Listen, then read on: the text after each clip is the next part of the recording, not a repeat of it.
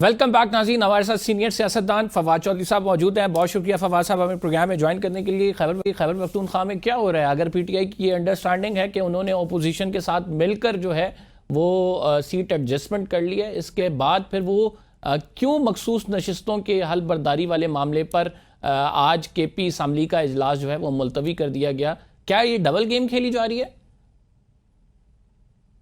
जाहिर है, देखिए, एक तो जाहिर है वो एहतजाज करना चाह रहे हैं। जो गलत फैसला हुआ है उसको मुकम्मल रजिस्ट करना की एक बात है, अपने जो कारकुन हैं उसको भी बताने की एक सही है कोशिश है कि हम इसको नहीं मान।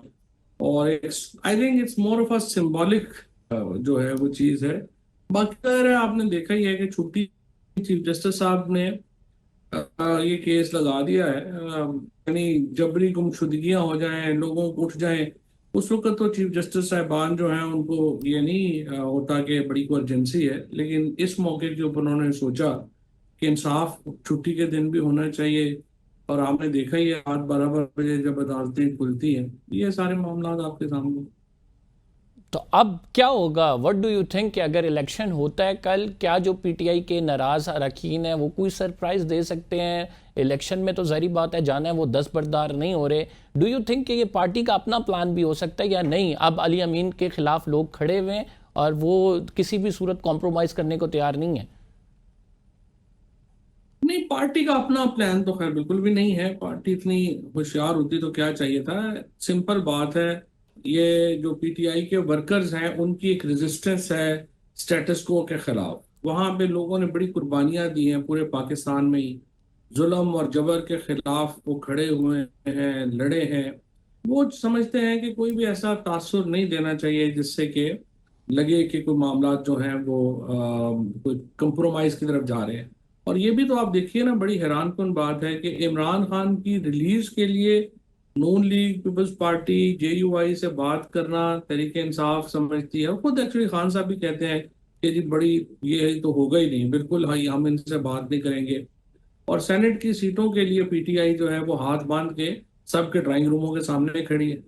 ये तो मुनाफिकत की एक इंतहा है जो हम देख रहे हैं। और अनफॉर्चुनेटली इनका नैरेटिव के ऊपर कोई कंट्रोल नहीं है।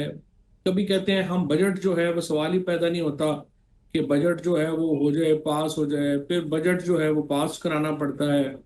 फिर ये कहते हैं जेयूआई से सिर्फ 2 दिन पहले चीफ मिनिस्टर साहब के ख्यालात देख लें मौलाना के ऊपर।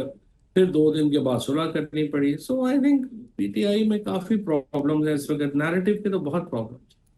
तो आप समझते हैं कि कहीं ना कहीं आर्म ट्विस्टिंग भी इसके पीछे हो सकती है? अगर अली अमीन गड्ढापुर साहब स्ट्रेट फॉरवर्डली पार्टी या इमरान खान साहब का मौक़िफ़ लेके नहीं चल रहे, उसका कॉन्फ्लिक्ट ऑफ इंटरेस्ट हमें नज़र आता है। ज़ाहिर बात है वो वज़ीर आला की सीट पे हैं, इस सीट के तकाजे भी कुछ होते हैं। दूसरी जानिब उन पर केस भी बनाया गया था जो अब वो बड़ी तेज़ी के साथ चल रहा है। 342 के बयान पर वो कह रहे हैं अगर अदालत कह रही है नहीं आए तो फिर हम फैसला दे देंगे। तो अली अमीन साहब बतौर वज़ीर आला मुश्किल में, डू यू थिंक? मुश्किल तो है, इसमें तो कोई शुबा नहीं है कि वो बड़ी मुश्किल काम जो है वो कर रहे हैं। लेकिन अनफॉर्चुनेटली इस वक्त की सिचुएशन ये है कि ना तो वो पीटीआई को संभाल सके हैं और ना ही कोई हुकूमती हलकों में या एस्टेब्लिशमेंट में अपनी पजीराई करा पाए। सो उनका भी ये प्रॉब्लम जरूर है कि वो दोनों तरफ ही एक मुकम्मल तौर के ऊपर उनकी कबूलियत जो है वो नहीं हो पा रही। ये एक आप समझ लें कि मुश्किल काम था। मैं आई कैन इमेजिन कि ये आसान नहीं था, क्योंकि उनको जो वफा के तकाजे हैं वो इधर भी निभाने हैं और उधर आपकी जॉब के तकाजे हैं वो भी आपने निभाने हैं। तो दोनों एक बड़े मुश्किल काम है आई मस्ट से जो अली अमीन के जिम्मे है, और उसको निभाने में कामयाब नहीं हो पा रहे। अब अली अमीन साहब और शेख वकास के खिलाफ बाकायदा पार्टी में राय पाई जा रही है। वही सोशल मीडिया जो इनके गुण गाता था वो आज इनके खिलाफ लगा हुआ। किस तरह से सरवाइव करेंगे अली अमीन की यह हुकूमत?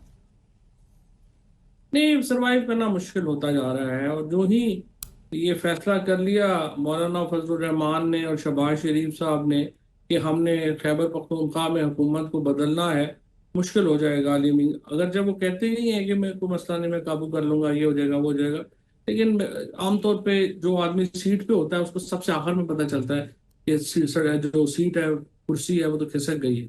सो अली अमीन को भी अगर उन्होंने बदलने का फैसला कर लिया, और आई थिंक ये जो पहला स्टोन है ये उन्होंने फेंक दिया है, जहाँ पे आपने बिला मुकाबला लोगों को मुंतखब कराया, इसके नतीजे में पार्टी के अंदर दरार और बड़ी है। अब मिर्जा अफरीदी जो थे, ठीक है, हर पार्टी को पैसे वाले लोग चाहिए होते हैं, हर पार्टी को फंडिंग की भी जरूरत है, लेकिन इतना नेकेड तो नहीं हुआ जाता। अब आप दूसरी स्टोरी वो आई हुई है आज, वो जो शंदाना गुलजार लेके चली गई है।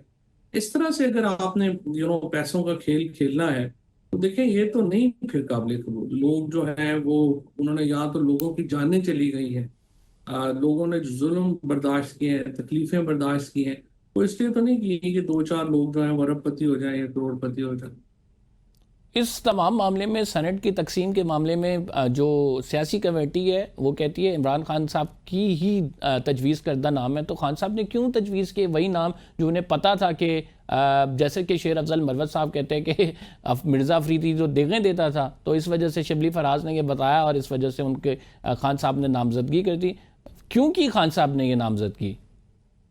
देखिए, बात यह है कि मैं तो चूंकि प्रोसेस का हिस्सा रहा हूँ बड़ा अरसा, इस वक्त आप देखें ना, एक आदमी जेल में है, उनके पास कोई इंडिपेंडेंट इंफॉर्मेशन नहीं है, उनके पास कोई चीजें जो है वो नहीं आ पहुंच रही, उनको जाके आप कह देंगे कि जी ये कर दें, वो कहेंगे ठीक है कर लो। इसमें उनका क्या इनपुट हो सकता है? कौन सा थॉट प्रोसेस इमरान खान ने इसके पीछे दिया होगा? या क्या आपके ख्याल में ये इमरान खान 2 साल से जिस किस्म की जेल सह रहे हैं, जिस किस्म की जुल्म उन पे हो रहे हैं, उसके बाद आपका क्या ख्याल है कि वो सेनेट की सीटों के बारे में सोच रहे होंगे? मेरा नहीं ख्याल कि इमरान खान इस पोजीशन में है इस वक्त कि वो इतने छोटे फैसलों के ऊपर जो है वो गौर कर रहे होंगे। उन्होंने तो एक बड़े, इस वक्त जो पॉलिटिक्स है वो देखनी है, उसके ऊपर जो है वो गौर करेंगे कि क्या करना चाहिए क्या नहीं करना चाहिए। चौधरी साहब, एक छोटा सा ब्रेक ले रहे हैं। We will be right back after this short break. नाज़रीन, चाहिएगा।